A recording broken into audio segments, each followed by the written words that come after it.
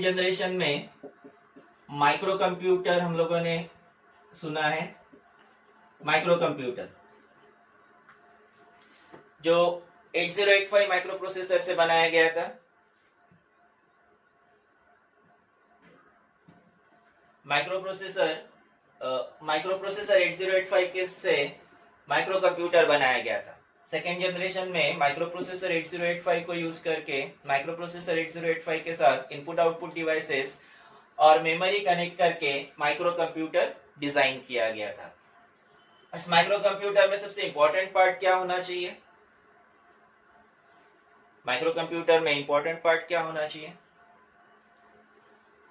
ये इसका last year के एग्जाम में इसका सिर्फ डायग्राम 4 मार्क के लिए पूछा गया था। अभी तक के उससे अभी तक के जो क्वेश्चन आते हैं उसमें 3 मार्क्स के लिए माइक्रो कंप्यूटर विद एक्सप्लेनेशन पूछा गया था, लेकिन लास्ट ईयर सिर्फ इसका डायग्राम 4 मार्क के लिए पूछा गया था। इसको अच्छे से समझना है, या तो 3 मार्क का क्वेश्चन विद एक्सप्लेनेशन या फिर 4 मार्क का क्वेश्चन विद एक्सप्लेनेशन हो सकता है। और लक बहुत अच्छा है अपना, तो ऐसे केस में सिर्फ डायग्राम आता है।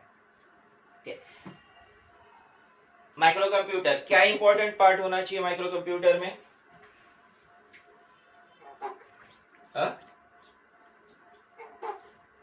इनपुट पार्ट बोल रहा हूं मैं, पार्ट।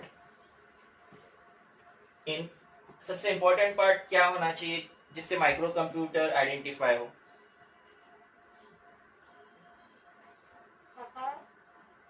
सीपीयू। सीपीयू दूसरा वर्ड क्या है उसके लिए? सीपीयू के लिए एमपीयू। और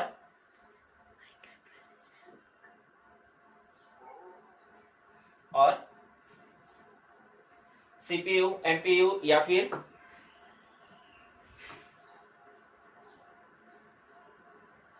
हमारे लेसन का नाम क्या है? Micro processor. बिना माइक्रो प्रोसेसर के माइक्रो कंप्यूटर बनेगा क्या? बिना माइक्रो प्रोसेसर के कंप्यूटर बनेगा क्या? नहीं बनेगा।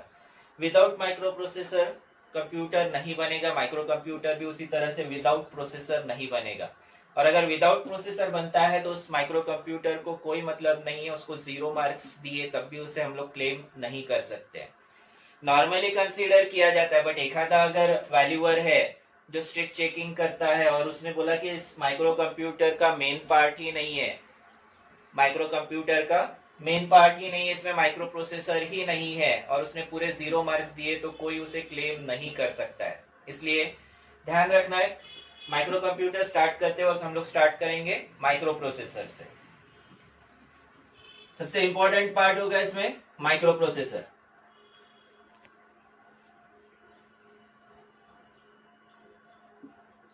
माइक्रो प्रोसेसर या फिर प्रोसेसर कहा जा सकता है।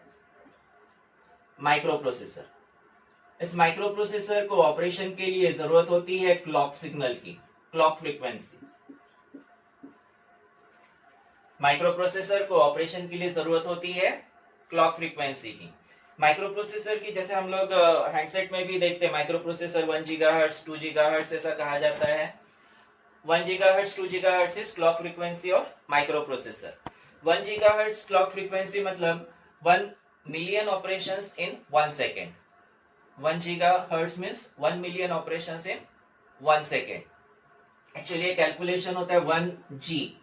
G यानी कितना होता है? 10 रेज़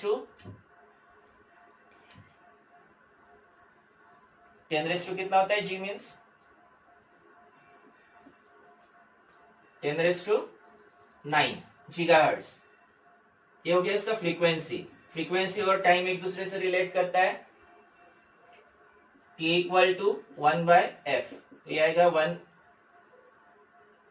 1/10 रेज़ टू 9 और 10 रेज़ टू -9 ऑपरेशंस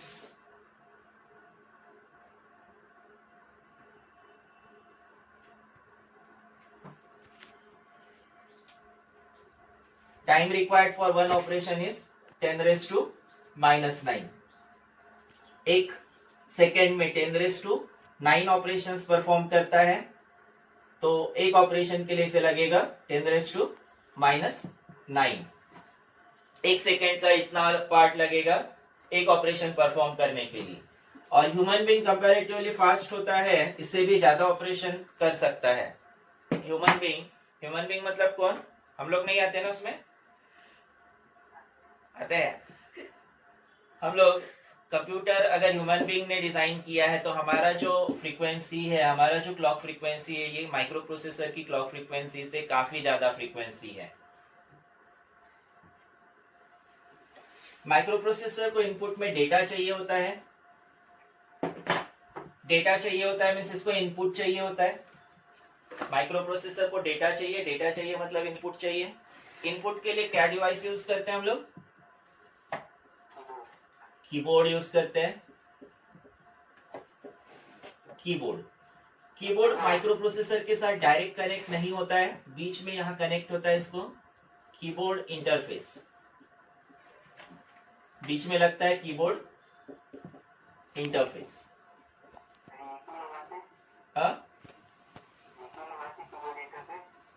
ऐसे डिजाइन अच्छा दिखता है ना? कौन बोला वैसे? भूपेश बोला क्या? बता रहा हूँ क्यों लगाते हैं, वो भी बताता हूँ। कीबोर्ड डायरेक्ट माइक्रो प्रोसेसर पे कनेक्ट नहीं होता है, इंटरफेस के थ्रू लगता है। वो इसलिए कि माइक्रो प्रोसेसर और कीबोर्ड इन दोनों की स्पीड अगर कंपेयर करते हैं तो माइक्रो प्रोसेसर काफी फास्ट है compare to keyboard. Keyboard operate करने वाले यूजर यानी हम लोग काम कम और बातें ज्यादा करते हैं, तो उसमें हमारी स्पीड काफी कम होती है। कीबोर्ड की स्पीड माइक्रो प्रोसेसर की स्पीड से काफी कम होती है। इन दोनों की स्पीड सिंक्रोनाइज करने के लिए कीबोर्ड इंटरफेस का यूज किया जाता है। इसके अलावा दूसरा इंपॉर्टेंट रीजन है, जिस वक्त माइक्रो प्रोसेसर कोई ऑपरेशन कर रहा हो उस वक्त अगर कीबोर्ड से डेटा आता है तो माइक्रो प्रोसेसर एक्सेप्ट नहीं करता है, और अगर ये एक्सेप्ट नहीं किया तो डेटा डिलीट हो जाएगा, आगे नहीं मिलेगा। उस डेटा को कीबोर्ड इंटरफेस टेम्पररी स्टोर करके रखता है जब तक माइक्रो प्रोसेसर बिजी है। जब तक माइक्रो प्रोसेसर बिजी है तब तक कीबोर्ड इंटरफेस कीबोर्ड के डेटा को होल्ड करके रखता है, और जैसे ही अपना ऑपरेशन कंप्लीट कर लेता है, फ्री हो जाता है, तब कीबोर्ड इंटरफेस से डेटा ट्रांसफर होता है माइक्रो प्रोसेसर में। तुम लोगों ने कभी वर्ड ओपन करने पर ध्यान दिया होगा, जैसे हम लोग वर्ड ओपन करते हैं तो कैरेक्टर्स टाइप करना स्टार्ट करने पर कैरेक्टर्स तुरंत नहीं दिखते हैं, कुछ देर के बाद कैरेक्टर्स आते हैं।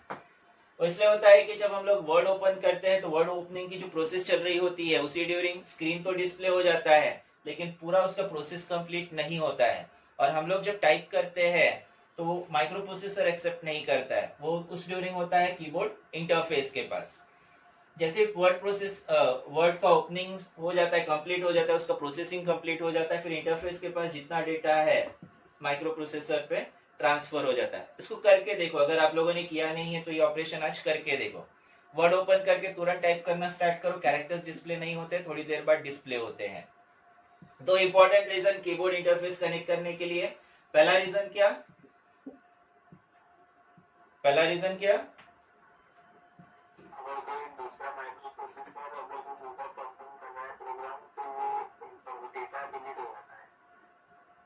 डेटा को होल्ड करके रखता है, कीबोर्ड इंटरफेस उस डेटा को होल्ड करके रखता है। ठीक है, एक रीजन हो गया। दूसरा रीजन, दोनों को सिंक्रोनाइज करने के लिए, दोनों की स्पीड सिंक्रोनाइज करने के लिए। देन माइक्रो नेक्स्ट पार्ट आएगा मेमोरी। मेमोरी में दो मेमोरीज कनेक्ट होते हैं, दो मेमोरीज लगते हैं, एक टेम्पररी मेमोरी और दूसरी परमानेंट मेमोरी। टेम्पररी मेमोरी में कौन सी मेमोरी आती होगी? Temporary memory RAM, random access memory, जिसे शॉर्ट में रैम कहा जाता है। तो परमानेंट मेमोरी में रोम, रीड ओनली मेमोरी रोम।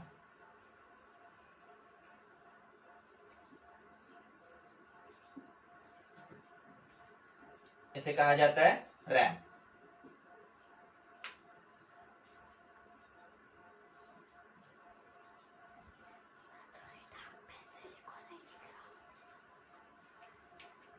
ये दिख रहा है ब्लू पेन वाला, ब्लैक वाला दिख रहा है?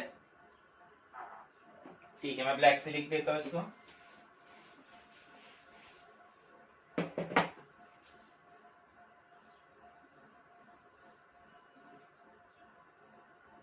पहला मेमोरी हम लोगों ने लिखा है रैंडम एक्सेस मेमोरी, रैम, और दूसरा मेमोरी है रीड ओनली मेमोरी, रोम। रैम टेम्पररी मेमोरी है, रीड राइट ऐसे दोनों ऑपरेशन होते हैं। माइक्रो प्रोसेसर जो भी ऑपरेशन करता है उसके लिए टेम्पररी डेटा रैम होल्ड करके रखता है। माइक्रो प्रोसेसर को प्रोसेसिंग के लिए जो भी डेटा चाहिए हो वो डेटा रैम होल्ड करके रखता है, और प्रोसेस डेटा माइक्रो प्रोसेसर से वापस रैम के पास आता है। हम लोग हैंडसेट यूज करते हैं, मोबाइल यूज करते हैं, उसमें काफी सारे एप्लीकेशंस ओपन करने पर डिवाइस स्लो हो जाता है। नोट किया आप लोगों ने? मोबाइल यूज करते हैं सभी, स्मार्टफोन्स यूज करते हैं ना मैक्सिमम लोग। इसमें बहुत सारे एप्लीकेशंस अगर ओपन है तो डिवाइस स्लो हो जाता है, पता है क्या? इवन कंप्यूटर का भी है, कंप्यूटर और लैपटॉप में भी बहुत सारे एप्लीकेशंस ओपन करके रखोगे तो डिवाइस स्लो हो जाता है, और जैसे जैसे एप्लीकेशंस हम लोग बंद करते जाते हैं तो ऑपरेशन बढ़ता है।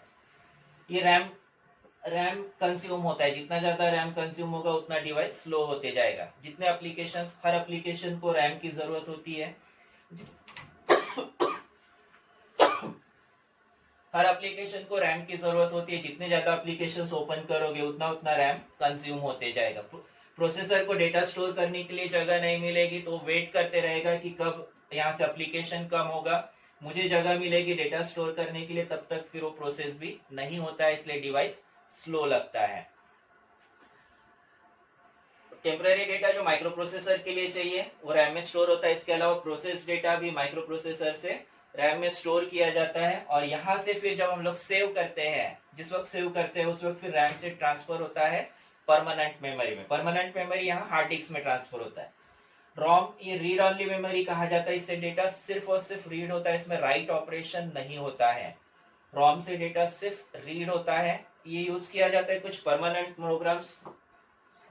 प्रोग्राम्स के लिए जो प्रोसेसिंग के लिए रिक्वायर्ड होते हैं। कुछ परमानेंट प्रोग्राम्स के लिए इसको यूज किया जाता है जो प्रोसेसिंग के लिए लगते हैं। अब इसमें प्रोसेसिंग में जो एक एग्जांपल दिया जाता है power on self test post program इसमें होता है, post power on self test. ये प्रोग्राम ह्यूमन बीइंग्स में भी होता है, खासकर हम लोगों में काफी ज्यादा होता है। क्लास नहीं करना होता है और काम नहीं करना हो तो नींद से जागने के बाद हमारा हेडेक होता है। कई बार यहाँ पे पेट दुखने लगता है, सर में पेट दुखने लगता है, कई बार पेट में सर दुखने लगता है, होता है ना ऐसा? होता है ऐसा। ये हमारा पोस्ट ऑपरेशन की वजह से। जब नींद से हम लोग जागते, नोट करो, हम लोग नोट नहीं करते, काफी सारी एक्टिविटीज हम लोग, काफी सारे सॉफ्टवेयर हम लोग रन करते हैं, और जो माइक्रो प्रोसेसर है, मेनली ह्यूमन बीइंग जो है, ह्यूमन बीइंग का ब्रेन जितना प्रोसेस करता है वैसे ही प्रोसेसिंग इसको दिया गया है। हम लोग जब नींद से जागते हैं, हमारा कई बार सर भारी होता है, कई बार हाथ अकड़ जाता है, पाँव अकड़ जाता है, कई बार भारी भारी लगता है, और आजकल तो नींद भी बहुत ज्यादा आ रही होगी तुम लोगों को, आ रही है ना? दिन में भी सोते हैं, रात में भी सो जाते हैं।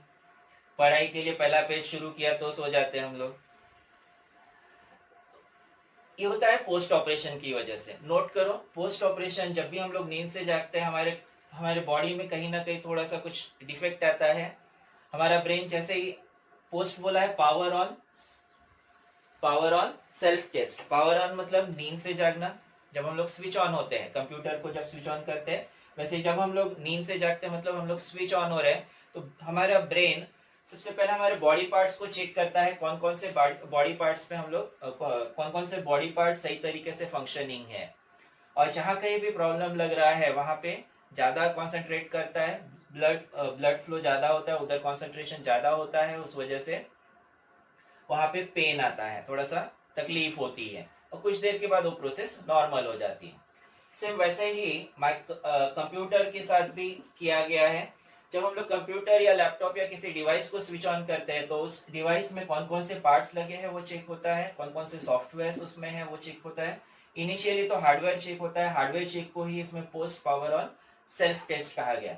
और कहीं पे अगर हार्डवेयर में प्रॉब्लम है तो उसके अकॉर्डिंग सिस्टम में एरर मैसेज डिस्प्ले होता है। आप लोगों ने कॉलेज में या स्कूल में कंप्यूटर्स देखे होंगे जहाँ पे बहुत सारे कंप्यूटर्स पे एरर मैसेज है, आधे से ज्यादा कंप्यूटर्स बंद होते हैं जिसमें मैसेज आता है कीबोर्ड एरर या डिस्क बूट फेल्यूर या ओएस मिसिंग, ऐसे मैसेजेस देखे होंगे, नोट किया है कभी? होता है पोस्ट की वजह से। अगर ये क्लियर कर लो, पोस्ट जो ड्रॉबैक्स उसके जो प्रॉब्लम्स दिख रहे हैं उन प्रॉब्लम्स को क्लियर कर लो तो आगे सिस्टम ऑन हो जाता है। शुरुआत में ही बता देता है सिस्टम की यहाँ प्रॉब्लम है पोस्ट ऑपरेशन की वजह से। Power on self test. Microprocessor पूरे कंप्यूटर को चेक करता है कि कौन कौन से पार्ट्स लगे हुए हैं और उन पार्ट्स में कहीं पे कोई प्रॉब्लम तो नहीं है, और प्रॉब्लम है तो शुरुआत में इन्फॉर्म कर देता है कि पर्टिकुलर कीबोर्ड में प्रॉब्लम है या फिर ऑपरेटिंग सिस्टम नहीं है या फिर किसी और डिवाइस में प्रॉब्लम है। ये शुरुआत में पोस्ट ऑपरेशन की वजह से पता चलता है। ये सॉफ्टवेयर परमानेंट सॉफ्टवेयर है, हर बार लगेगा, जितने बार भी हम लोग कंप्यूटर ऑन करेंगे स्विच ऑन करेंगे उतने हर बार ये इसकी जरूरत होगी। इसको हम लोग राइट नहीं कर सकते हैं, इससे डेटा सिर्फ और सिर्फ माइक्रो प्रोसेसर रीड करता है। बट वही रैम को अगर कंसीडर करते हैं तो रैम में माइक्रो प्रोसेसर डेटा राइट कर सकता है, तो यहाँ से डेटा रीड भी कर सकता है। देन लास्ट पार्ट आता है डिस्प्ले। डिस्प्ले भी डायरेक्ट नहीं कनेक्ट होता है, डिस्प्ले के लिए भी लगेगा डिस्प्ले इंटरफेस। डिस्प्ले के लिए लगेगा डिस्प्ले इंटरफेस।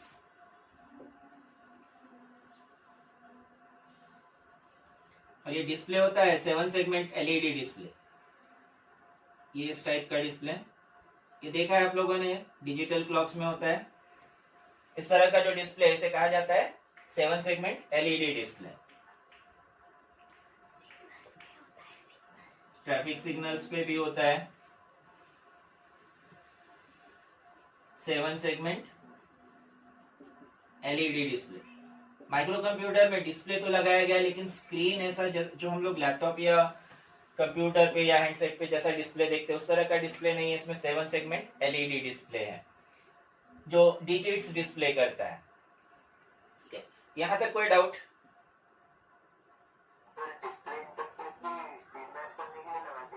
डिस्प्ले इंटरफेस से डिस्प्ले होल्ड करके रखता है जब तक करंट नया डिस्प्ले नया कुछ कंटेंट नहीं आता है तब तक करंट डिस्प्ले को होल्ड करता है डिस्प्ले इंटरफेस।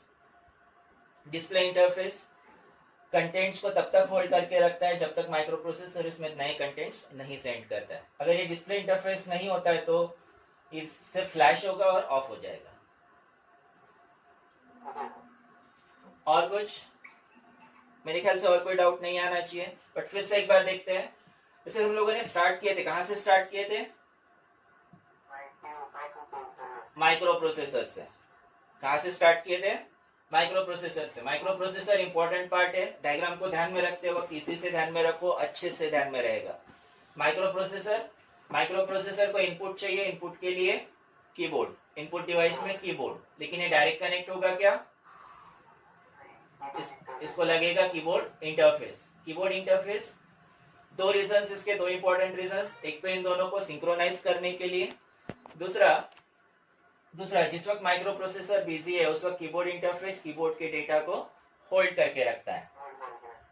देन मेमोरी में दो मेमोरीज, एक रैम दूसरा ROM. RAM random access memory, read write memory, data read करता है और राइट भी होता है इसमें। माइक्रो प्रोसेसर इसमें डेटा राइट कर सकता है और जब जरूरत होता है वहां से डेटा रीड कर सकता है। Then ROM read only memory, permanent memory है, इसमें कुछ सिस्टम को लगने वाले प्रोग्राम स्टोर किए जाते हैं, जिसमें power on self test post एक अच्छा एग्जांपल है। Then 7 segment LED display, display के लिए भी जरूरत पड़ती है डिस्प्ले इंटरफेस की। डिस्प्ले इंटरफेस, डिस्प्ले में तब तक आउटपुट मिलेगा जब तक डिस्प्ले इंटरफेस के पास डेटा अवेलेबल है। डिस्प्ले इंटरफेस का डेटा माइक्रो प्रोसेसर ने चेंज कर दिया तो यहाँ का डिस्प्ले भी चेंज हो जाएगा। यहाँ तक कोई डाउट नहीं होना चाहिए। कोई डाउट है? अब इसमें से एक पार्ट से दूसरे पार्ट में डेटा ट्रांसफर करना है। डेटा ट्रांसफर करने के लिए जरूरत पड़ेगी डेटा बस की।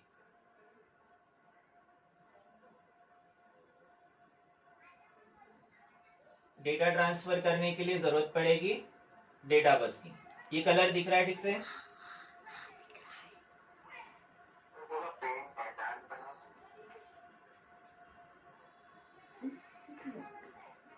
इसमें से ऑप्शन नहीं है ना फेंट और डार्क का। ब्लैक वाला सही दिख रहा है?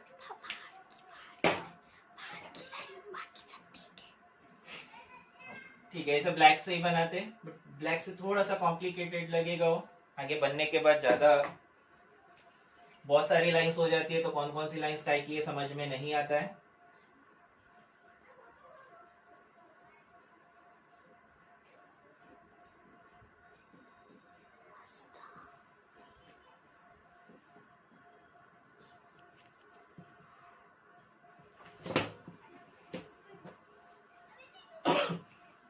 एक पार्ट से दूसरे पार्ट में डेटा ट्रांसफर करना है, data bus.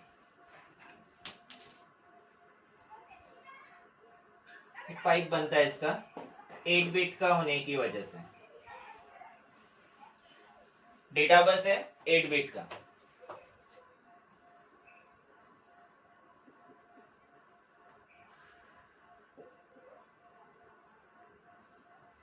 Eight bit data bus.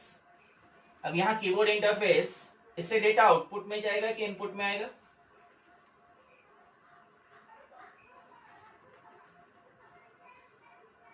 Keyboard से डेटा आउटपुट में जाएगा कि इनपुट में आएगा?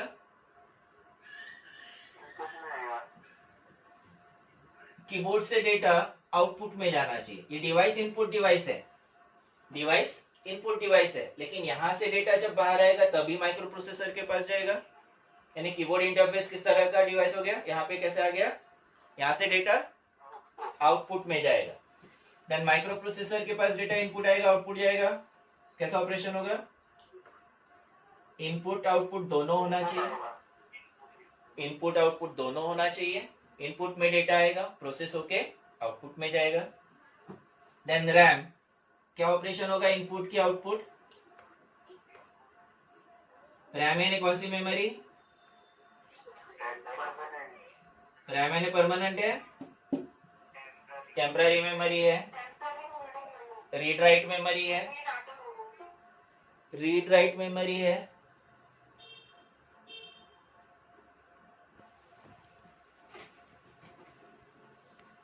रीड राइट मेमोरी है। Read write means input output दोनों ऐसे ऑपरेशन होने चाहिए। इसमें डेटा इनपुट में स्टोर होगा तो आउटपुट में रीड भी किया जा सकता है। रोम, इसमें कौन सा ऑपरेशन होगा इनपुट की आउटपुट? यहां से डेटा सिर्फ रीड होगा, output operation. Then display interface, यहाँ पे डेटा कैसा इनपुट में आएगा कि आउटपुट में जाएगा? इसका इनपुट में डेटा आएगा, इसको इनपुट ऑपरेशन चाहिए, इनपुट में डेटा चाहिए। ये भले आउटपुट डिवाइस के लिए है, लेकिन जब तक इसके पास डिवाइस डेटा नहीं आएगा तब तक ये आउटपुट डिवाइस में शो नहीं कर पाएगा। कीबोर्ड इंटरफेस से डेटा आउटपुट प्रोसेस होगा, आउटपुट में ट्रांसफर होगा। माइक्रो प्रोसेसर इनपुट आउटपुट दोनों प्रोसेस होगा इसमें।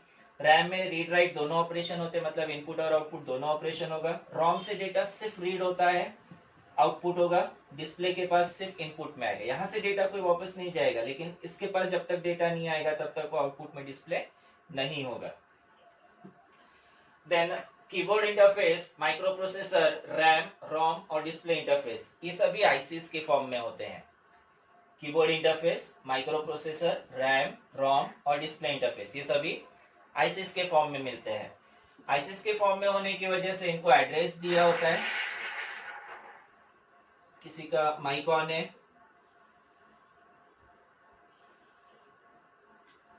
हर आईसी का, जिसे चिप, CHIP चिप भी कहा जाता है, एड्रेस होता है 16 बिट का।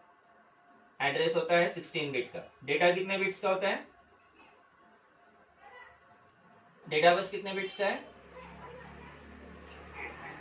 डेटा बस 8 बिट का है, तो एड्रेस बस कितने बिट्स का होगा? 16 बिट का, 16 bit address bus, address bus 16 bit का, 16 bit address bus. Data bus 8 bit का है। डेटा बस बाई डायरेक्शनल है, बाई डायरेक्शनल मतलब इनपुट आउटपुट दोनों ऑपरेशन हो सकते हैं। डेटा बस बाई डायरेक्शनल है, इनपुट आउटपुट दोनों ऑपरेशन हो सकते हैं, लेकिन एड्रेस बस यूनि डायरेक्शनल है। यहां से सिर्फ एड्रेस किसी डिवाइस को सिलेक्ट करने के लिए आता है। वन वे ऑपरेशन है, वन वे बस है, यूनि डायरेक्शनल कहा जाता है। कौन सा बस यूनि डायरेक्शनल है?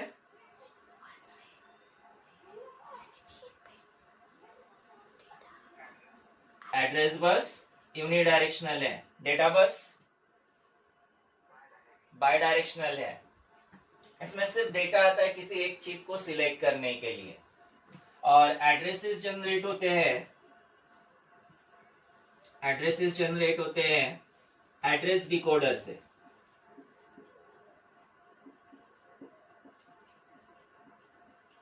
एड्रेसेस जनरेट होते हैं एड्रेस डिकोडर से।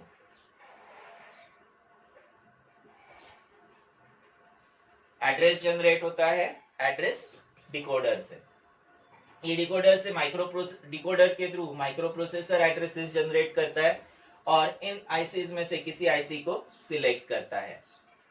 एड्रेस डिकोडर माइक्रो प्रोसेसर के थ्रू एड्रेसेस जनरेट करता है किसी एक आईसी के लिए, और जिस किसी आईसी का एड्रेस होगा उसे माइक्रो प्रोसेसर सिलेक्ट करता है ऑपरेशन परफॉर्म करने के लिए। रैंडमली कोई भी ऑपरेशन नहीं होता है, रैंडमली कोई भी ऑपरेशन परफॉर्म नहीं होता है। माइक्रो प्रोसेसर को सिस्टमेटिक वे में डिवाइस सिलेक्ट करने के लिए एड्रेस बस दिया गया है। इस एड्रेस बस के थ्रू माइक्रो प्रोसेसर डिसाइड करेगा कौन से डिवाइस को सिलेक्ट करना है, और उसके अकॉर्डिंग पर्टिकुलर डिवाइस को सिलेक्ट करके उस पे डेटा बस के थ्रू डेटा ट्रांसफर करेगा। रीड करना है तो रोम को सिलेक्ट करेगा, रीड या राइट ऑपरेशन में से कोई एक ऑपरेशन परफॉर्म करना है, टेम्पररी डेटा रीड करना है तो रैम को सिलेक्ट करेगा, रैम के लिए एड्रेस जनरेट करेगा। आउटपुट में डिस्प्ले करना है तो डिस्प्ले इंटरफेस को सिलेक्ट करेगा एड्रेस के थ्रू। कितने बिट का एड्रेस जनरेट होगा? कितने बिट का एड्रेस होगा? 16 बिट का। और डेटा कितने बिट्स का? डेटा होता है 8 बिट्स का। इसके अलावा एक इंपॉर्टेंट सिग्नल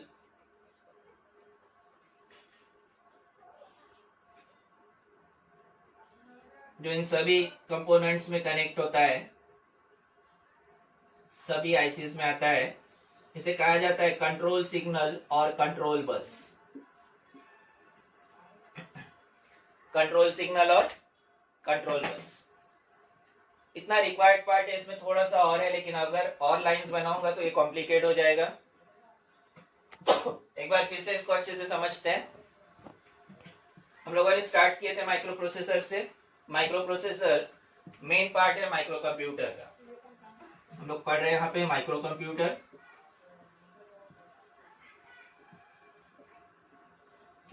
माइक्रो कंप्यूटर का इंपॉर्टेंट पार्ट है माइक्रो प्रोसेसर। इसे स्टार्ट करेंगे। इसे इनपुट के लिए चाहिए डेटा आएगा कीबोर्ड के थ्रू। कीबोर्ड डायरेक्ट कनेक्ट नहीं होता है, कीबोर्ड कनेक्ट होता है कीबोर्ड इंटरफेस के थ्रू।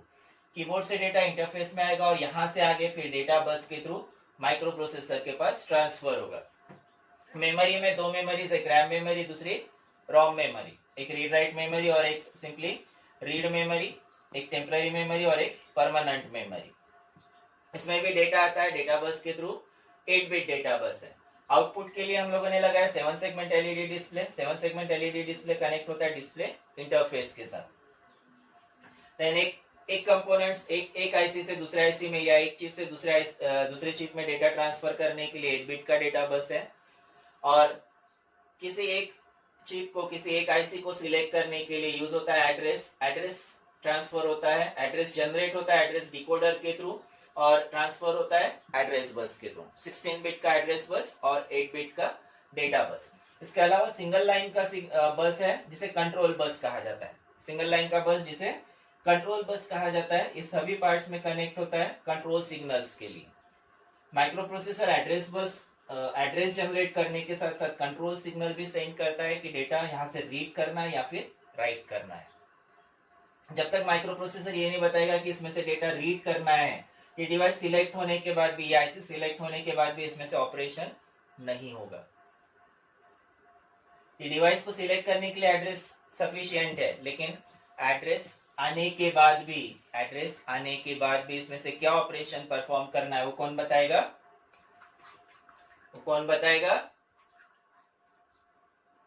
इसमें से डेटा रीड करना है कि राइट करना है, कौन बताएगा?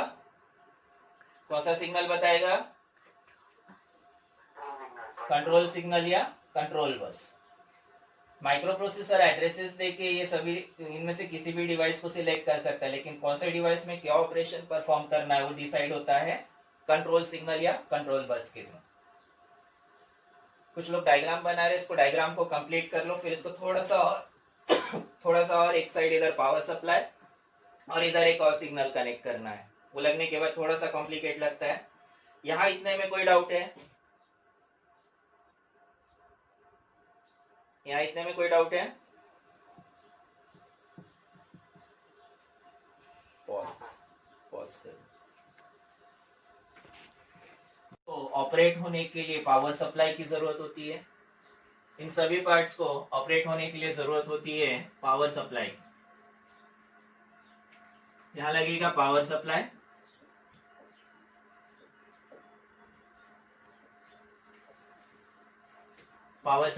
जो हर कंपोनेंट में कनेक्ट होता है।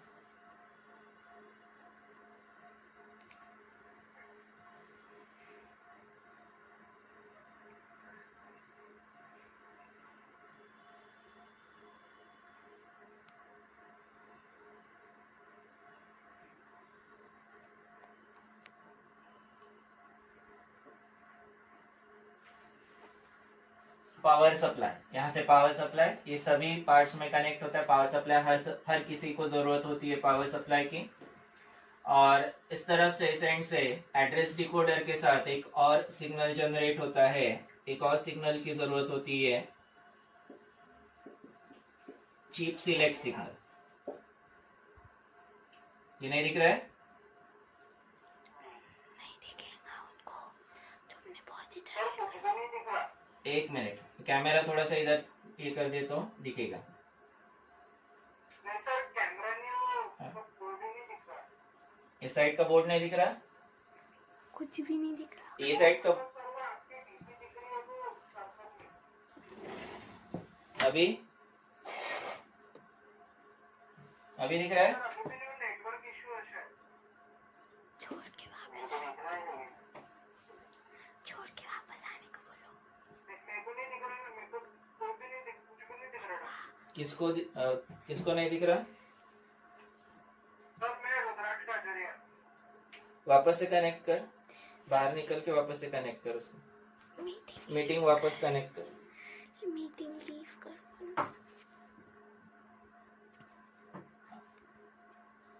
दिख रहा है क्या भूपेश? दिख रहा है? चिप सिलेक्ट सिग्नल ये एड्रेस डिकोडर से ही जनरेट होता है और ये भी सभी आईसीज में कनेक्ट होता है।